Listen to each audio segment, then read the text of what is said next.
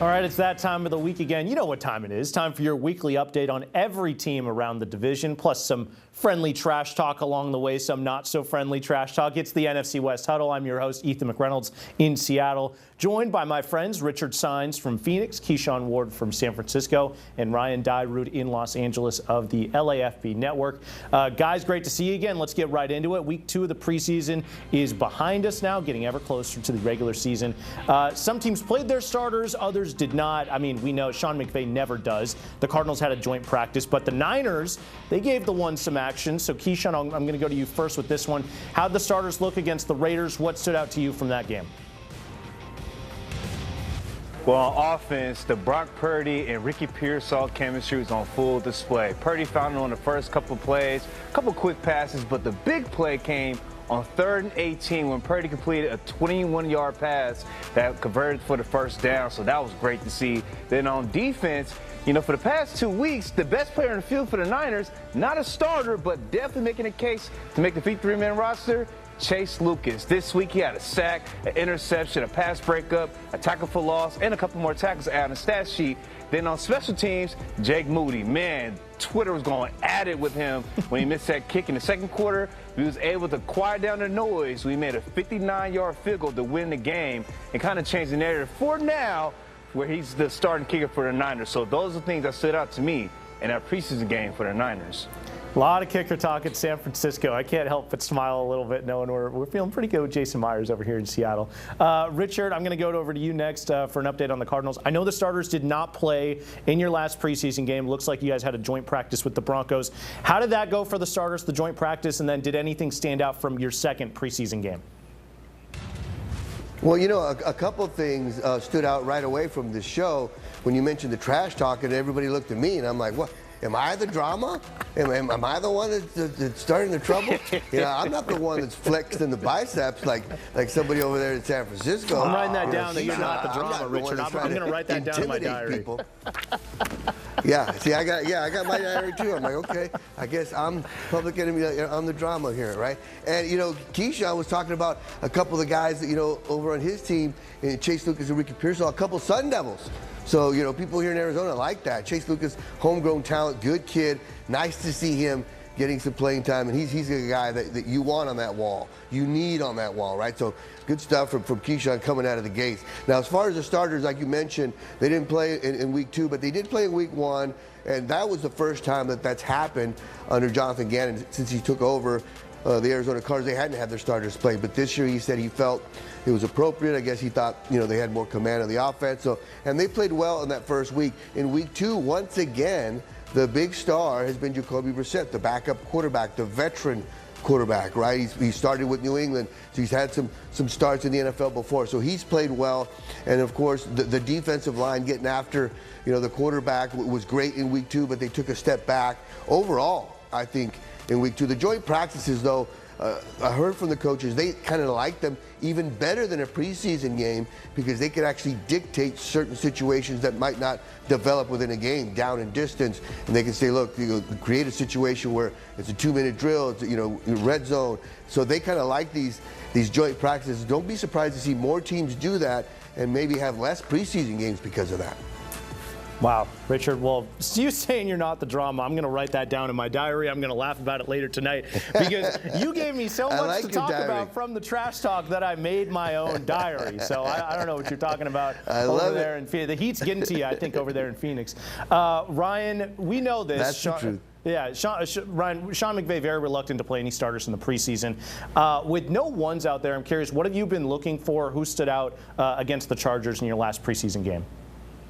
Yeah, I feel like McVay almost invented this no starters in the preseason, if you will. And to Richard's point, he loves the joint practices. They had one against the Saints leading up to week 2, and they tried this week to get another one before their game against Cleveland this weekend. Tried to do it with Cleveland. There was a few other teams that they contacted to try to make it happen, but were unable to. But for the game, I think Stetson Bennett was the story of the game. He's their third-string quarterback right now. The real question with him is, can he become the true QB2? Jimmy Garoppolo's on a 1-year deal. We all know about Matthew Stafford. I don't think there's real interest or belief that Stetson Bennett's like the future quarterback starter.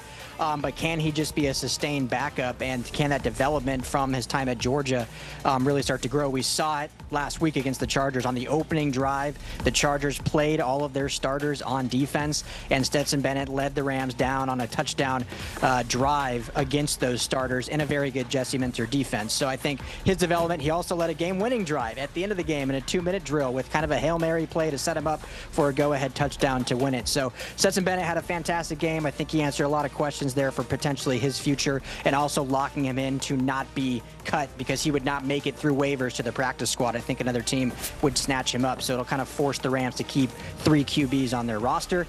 And the last player I'll talk about on offense, Xavier Smith. He's kind of been a journeyman, one of those receivers that's been more of a special teams guy, but he was the leading receiver for the Rams in this game. And if the Rams do keep 6 receivers, I think he is now one of those guys to beat out some of the other guys, to be kind of locked in as a guy that can also return kicks and punts, but also looked great in the receiving game as he led the Rams to that game-winning drive. So 2 offensive players I think stood out. Won't see them probably a ton on Sundays once the season kicks off, but they looked good on Saturday. Yeah, nice. Well, for the Seahawks, Mike McDonald had the starting offense start the game out, which featured our first look at both Sam Darnold and Cooper Kupp, so really fun for Seahawks fans to see them. Kupp didn't even have a catch or a target. Instead, it was the running game that really stood out. The Seahawks marched down the field in that first drive against the Chiefs with no problem at all. 0 resistance from that defense. Granted, was missing some of their key guys like a Chris Jones, like a Trent McDuffie, but that offensive line looked dominant. Zach Charbonnet finished it off with a 15-yard run, completely untouched, I might add. Darnold was flawless along the way. He hit all 4 of his throws for 34 yards.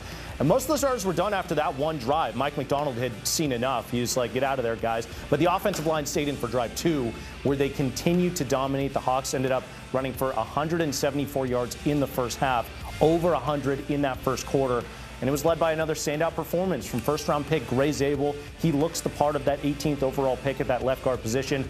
And right tackle Abe Lucas, who finally looks healthy again. He's going to transform this offensive line if he is fully healthy for the entirety of this season. 6'6", just an absolute giant human being at that right tackle position. It's just a preseason game. I keep having to remind myself that because there's a lot to get excited about. But seeing Clint Kubiak's scheme come to life with that heavy rushing attack complemented by the play-action pass that we've been talking about all offseason, combined with the worry, which was the offensive line looking incredibly sharp, it's really hard not to just get a little bit excited about what this offense can potentially look like upcoming this season. All right. Next topic, we're coming up on cut down day in the NFL. Rosters being cut from 90 players to 53 on Tuesday. So what are some of the key position battles you're still keeping an eye on with one preseason game left? And is there anyone notable that's still fighting for a roster spot? Richard, I'll go over to you first, and your lack of drama, apparently. Yeah. Hey, I just want to keep the peace, man, you know, and I tell it like it is. So maybe that's what that was laughter right away when I just keep the peace. I think that was Keyshawn laughing at me. I heard that. He's lucky he's got the biceps, otherwise I'd mess with him. But hey, they call it the fight for 53 for a reason, right? Guys are, fighting for a roster spot. It used to be a lot more dramatic, right? A lot more intense before they had these practice squads, but now you can stash guys on the practice squad. But I think the one area I'm going to look at for the Arizona Cardinals is the secondary, and in particular the cornerbacks, right? Because they're going to be young back there no matter what happens, no matter who they cut or who they keep, and they've already had some injuries. So I think depth is an issue, at the cornerback position. Of course, you got Budda Baker and Jalen Thompson at safety. Budda Baker, one of the best in the business. But you got Will Johnson, who I think is going to be the steal of the draft, the rookie out of Michigan, the second-round pick that a lot of people were saying if he was healthy, he could have been a top 5 pick. He was fantastic for the Wolverines, and he's already showing that he is legit in training camp and in the preseason, but he's a rookie. And I think cornerback is the hardest position, other than maybe quarterback, to play as a rookie, just because you're on an island back there. There's no help behind you when you're covering man-to-man. And even a guy like Will Johnson, who's a special talent, is going to have some growing pains. So I think the quarterback position, where you got Max Melton, another young guy out there that is a starter, was a starter, and he's going to get a lot of playing time. So that means the D-line for Arizona is going to have to be really good to put pressure on these quarterbacks to not give them time to just pick these young corners apart. It'll be fun to watch over the next few days. Keyshawn, over to you next. What position battles are you watching with Cut Down Dave right around the corner? Oh my God, the safety position battle. There's a four-way battle going on right now between Jair Brown, Jason Pinnock, and Malik Mustafa, who's dealing with an ACL injury, so he won't be available. But then Jalen Mahoney, and then also Marquise Siegel, who's actually been the best safety so far since the preseason game started. I mean, Siegel has been on display with coming up with big hits, making great open field tackles. And then Jalen Mahoney, you can't disregard what he did because he's the one that made the dive interception that put the Niners in position to win that game. And then also with Jair Brown, he was drafted in the third round a couple years ago. He got mossed on the first series against the Raiders, but he has so much experience in that secondary, so it's going to be kind of hard to see him not come as a day one starter. And then also, we can't forget about Richie Grant, who played with Kyle Shanahan in Atlanta back in like 2016 and 2017. So it's interesting to see who's going to come out and be the two starting safeties for the Niners upcoming year while Malik Mustafa recovers from that torn ACL. So I think as of right now, if I was a betting man, I'll probably pick Siegel and probably Jair Brown, who will be the starting safeties once it comes up to the season opener against Seattle. All right, I'll go next. The biggest position battle coming into the preseason for the Hawks was at right guard. And after two standout performances in the preseason, I mean dominant standout performances, Anthony Bradford looks like he's locked that spot up. That puts a pair of 2024 draft picks in third-rounder Christian Haynes and sixth-rounder Satoa Lamea on the chopping block. Haynes would be tough if they dropped him. He was their top offensive line pick a season ago. He could be a cut candidate, potentially. We'll see. We haven't really seen much from him over this preseason training camp. The other spot was at center. Jalen Sundell has been starting out there and looks to have the edge on Olu Oluwatimi, who's been battling some injuries. Both guys figure to make the roster, so no cut candidates there, but this third preseason game should decide who starts week one there. And then for me, the most intriguing spot is at the wide receiver position. The Seahawks signed veteran Marquez Valdez-Scantling this offseason to a one-year, $4 million contract to be their third wideout, obviously behind JSN and Cooper Kupp. Well, fifth-rounder Torrey Horton, who starred in week one of the preseason, we've talked about him on the show, he's been getting reps with the ones ahead of MVS. MVS, not much experience on special teams, so you'd figure, he would be a cut or trade candidate if the Seahawks feel good enough about Horton as their third wide receiver. The one wrinkle, though, and it's hard for me to get by this, Horton only fell to the fifth round of the draft because of injury concerns. He's absolutely shown his talent both in-game and on the practice field. But he also left the Hawks' last preseason game in the first quarter because of a knee injury, and he hasn't returned to practice since. So how could that factor into the MVS decision? I'm really curious to see how the Seahawks manage that, especially with the contract. Are they willing to eat the money? And do they think they need MVS to sort of be a safety blanket behind Torrey Horton, if Torrey Horton's even ahead of MVS on the depth chart? So curious to see if MVS can show anything in this final preseason game. He's been pretty irrelevant so far. All right, Ryan Dyrud of the LAFB Network, you're up next. What do the Rams still need to iron out this weekend before Tuesday's cut day and then moving ahead to week one?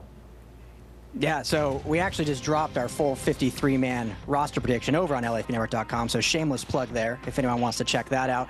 But a couple positions to note. I think the tight end position is one to watch, and kind of how Richard mentioned with the cornerbacks, I think tight end is also a really tough position as a rookie to transfer because not only you need to know all the passing plays, you need all the checkdowns and all the different rushing blocking schemes as well when you're on inline on the line of scrimmage. So Terrence Ferguson was their first pick in the second round, but seemingly beginning of camp, he was taking a little bit longer to develop or at least progress in the system than they may have liked, and then he ends up getting injured and missed almost 2 weeks.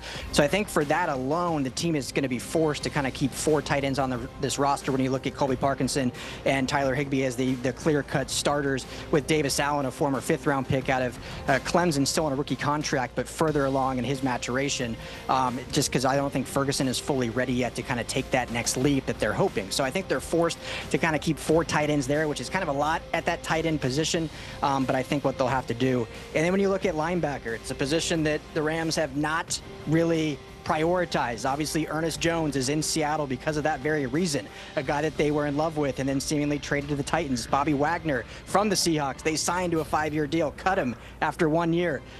but they might end up keeping 4 or 5 in that interior room just because of how close the competition is. I think Omar Spates, a former UDFA last year, and Nate Landman, another former UDFA, are your clear-cut starters. But then they've got drafted Chris Paul out of Ole Miss in the 5th round. He's had some good moments in camp. They re-signed Troy Reeder, another UDFA who they seem to love and wore the green dot some last year, and Sean Dolak, another UDFA out of Buffalo, has shown some good stuff. So they're not going to be able to keep all 5, that's for sure. It's more of who they think they can slip through to the practice squad, and whether that's keeping 3 guys or 4 in order to do that will be the question. So some other questions at DB, but I think those 2 positions are kind of the big groups to watch of how many they actually do keep. Seahawks fans thanking the Rams for the Ernest Jones move. We are very happy with him and looking forward to a full season with him in a Seahawks uniform. All right. Let's move on next. What injuries are you monitoring as Week 1 gets closer? And are there any key contributors that could miss Week 1? Ryan, I want to go to you first with, Matthew Stafford's status sort of up in the air this whole preseason. What's the latest on him and any other guys that you're keeping an eye on? Yeah, I mean, we've probably talked about it every week, but we've talked about it every day on our program because it's kind of, you have to, right? That's your starting quarterback. So Stafford, as of today, during media availability, he actually spoke to the media himself for the first time since training camp started. So he's been a full go with no limitations all week. So as of now, seemingly looks great. However, he himself said this is going to be a day-to-day thing. So it's something that can flare up whenever, wherever, and so there's really no he's over the injury and good to go. So we'll have to see when he starts actually taking hits, in Week 1, going up against Will Anderson, Danielle Hunter with the Houston Texans, some premium pass rushers, and so how's that back going to look in the recovery stages after? But as of now, there's no indication that he's at any risk of missing Week 1, and he has looked great in practices this week. So we'll keep monitoring. That's the big one. The other one is the guy that's supposed to be protecting that back, and that's starting left tackle Alaric Jackson, as he continues recovering from blood clots, has still had 0 physical reps, has done walkthroughs, has done individual drills, but I don't see a world where without practicing at left tackle with any actual physical gameplay, you're starting Week 1. So to me, he's a guy that's probably going to start the season on the injured reserve list, meaning he'll miss the first 4 games. And then you slide in former Arizona Cardinal DJ Humphries as your starting left tackle, who obviously only played 2 games with the Chiefs last year because of injuries. So a lot riding on him to protect Stafford's back, because that's obviously the big key. So outside of those 2, Rams are actually fairly healthy the rest of the way. Terrence Ferguson did return to practice this week, and he will play in this preseason game for the first time of the preseason. So the 2 big ones, Stafford and Jackson, and we'll see what they look like come Week 1. Yeah, a lot of intrigue from not just here on the NFC West Huddle across the division, but across the entire league with what's going on with Matthew Stafford. We'll continue monitoring that with you, Ryan. Richard, let's go over to you. What injuries are you monitoring right now with the Cardinals? It's been a pretty good offseason, training camp, and preseason for the Arizona Cardinals. No major injuries, right? When you think about it, you still got Kyler Murray's healthy, James Conner, Trey McBride, Budda Baker. Those are all guys where you're like, man, anybody but them, right? Your leaders, your veterans, and they've even been pretty much healthy on the offensive line. A couple guys, banged up, but nothing major. The only major one has really been, for that 2nd year in a row, this is the crazy part, Walter Nolan, the number 1 pick for the Arizona Cardinals, goes down. Last year it was Darius Robinson, and he went down even before training camp started, and it was the same injury as Darius Robinson, which was a calf injury. And the thing that makes it really scary is those calf injuries can linger. I mean, you got to be, for Darius Robinson, he finally came back after the regular season started last year. Everybody was so high on him on that D-line, getting after the quarterback, which is what the Cardinals want to do, what they know they need to improve on. And even when he came back last year, he wasn't the same. And when you look at the NBA Finals, Tyrese Halliburton kind of rushed back with his calf injury. The Achilles, it's all connected, so you don't want to rush a guy back and then have him have a setback like that. So that was a major blow for the Arizona Cardinals, a guy that they were so high on. The coaches were giddy when they drafted Walter Nolan. Knowing he's got a high motor, he can get after a guy. So that was a big blow. But other than that, it's been a pretty calm offseason, training camp, preseason for the Arizona Cardinals injury-wise. But I just want to make one note. I know it's the preseason, but when you look at Ryan Dairu's beard he's not ready in the regular season. And I just want to ask, is the hair supposed to be here and not up here? Because I see Keyshawn and Ryan, and I can grow a beard. I just don't have to, I won't shave in the morning. I can have it, by 5 o'clock. And I paid a lot for this wig. This is a good horsehair here. I could just rip that off and be, but I don't know. Did I miss the memo? I don't know what's going on, Ethan, because we don't have it here, but we have it up here, but these guys have it the opposite. So I'm not sure what's going on. Yeah, hey, Richard. After the show, can you give me your wig guy? Maybe I just need your wig guy, so give me that after the show. Oh, he's the best, man. Boy. Some good horsehair up here. I'm telling you, man. Some of the best. Yeah, Richard, if you do it, I'll do it. That's all I'll say. Shoot me a text. Okay. We'll get that going. You might have to change my name to Graybeard, but I'll have a beard, I promise. There we go. All right.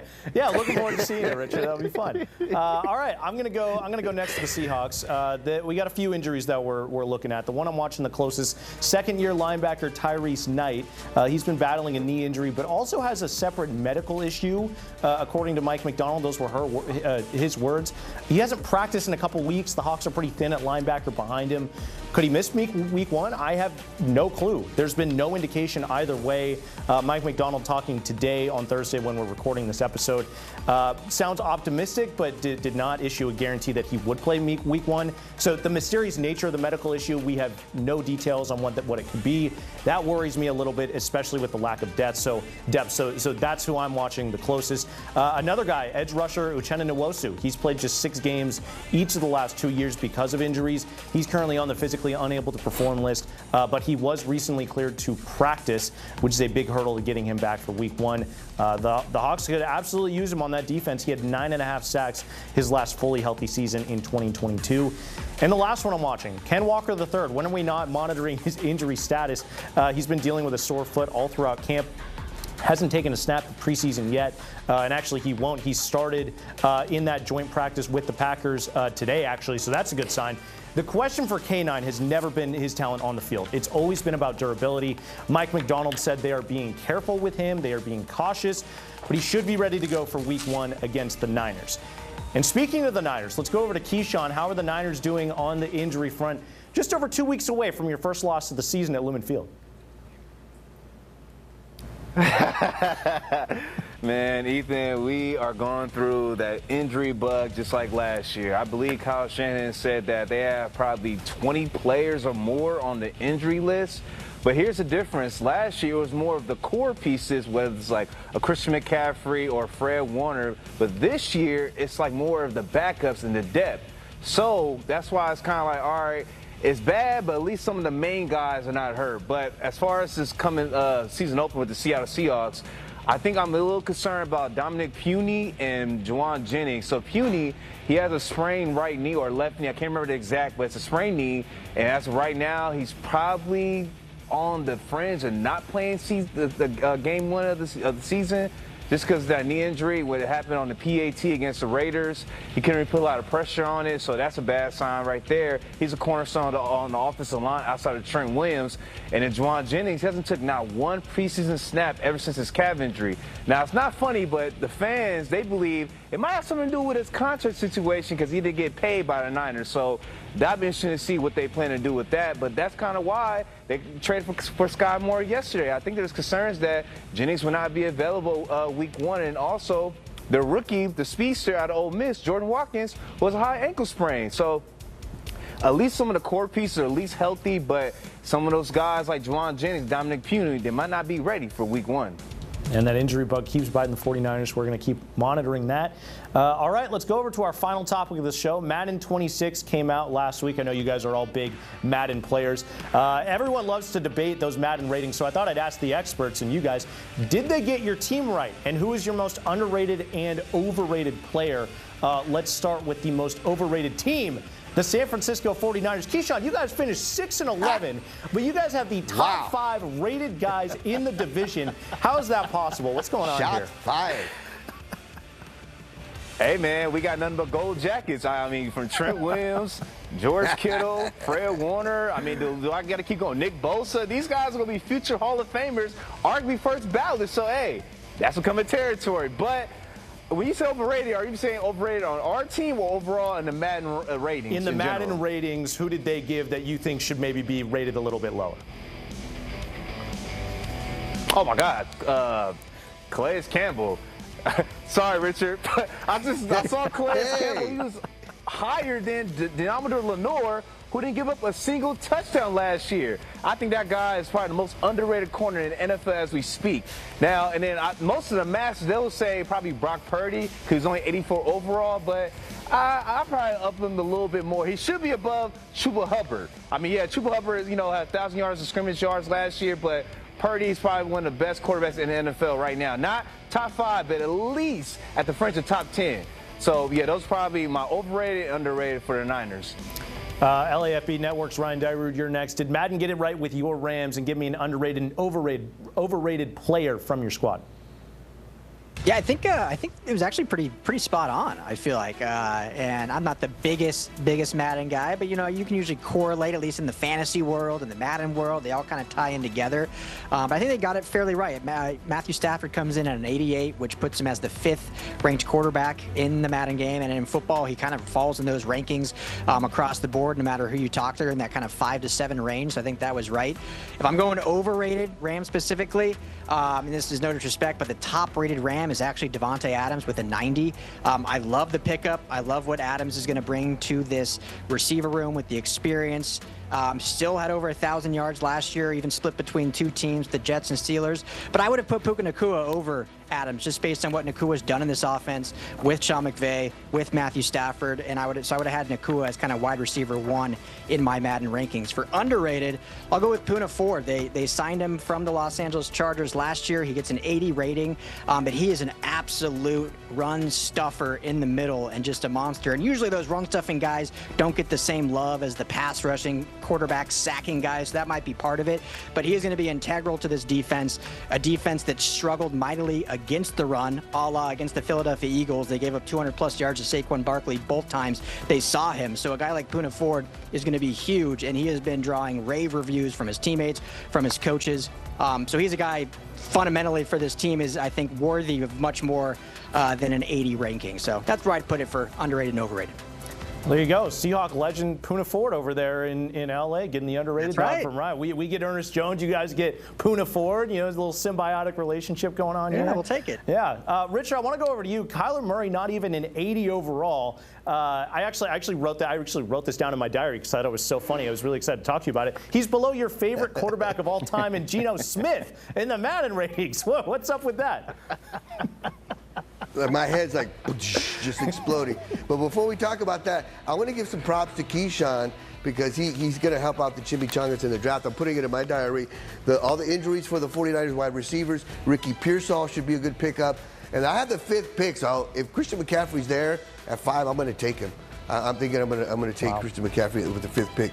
But when it comes to the actual Madden ratings, yes, my eyes went straight to Kyler Murray, a 79. What is going on here? Nobody's overrated for the Cardinals because they never get any respect. So just don't even ask me about overrated guys. Underrated is Kyler Murray, 79 between Bo Nix and Drake May. Like, what's going on here? I think Kyler Murray should be at least an 83 when you consider his rushing, because he runs way more and a lot better than both of those guys I just mentioned. So Kyler Murray, underrated. And then Travis Kelce is a 93. Trey McBride is a 92. What year is this? What are we talking about? Do you get extra points if you date Taylor Swift? Do we got to check in with Trey McBride's girl, see how hot she is, to get him some more Madden points? Like, what the hell is going on here?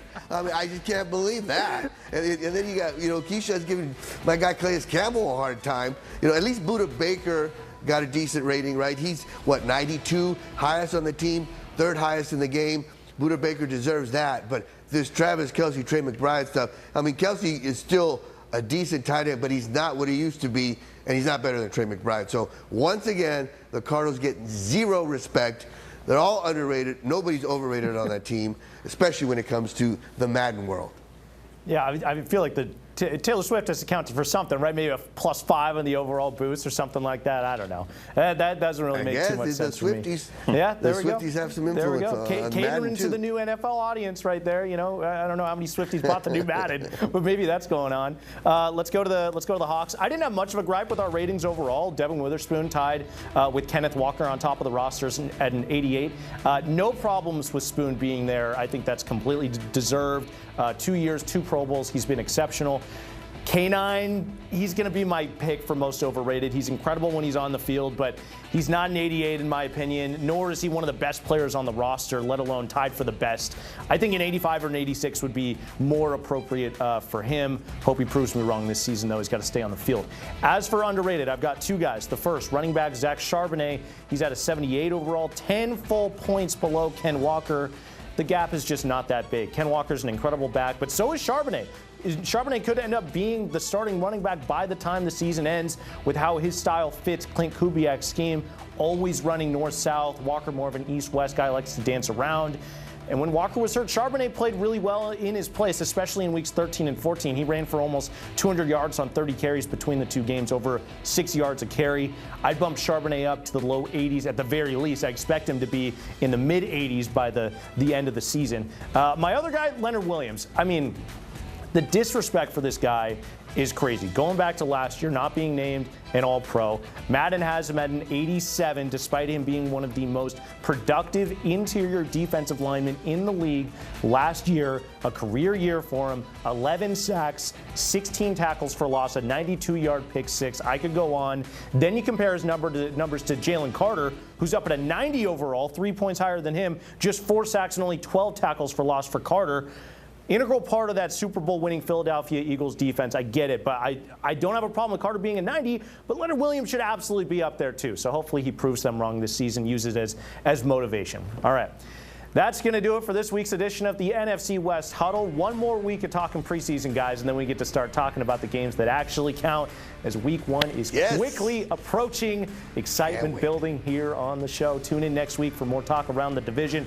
Until then, have a great night. Do I take my wig off now or do I wait? I don't know. Should I take it off? Let's wait, Richard. I don't know. Should I take it? Keep it on? Keep it on. Okay. Yeah, have a great night.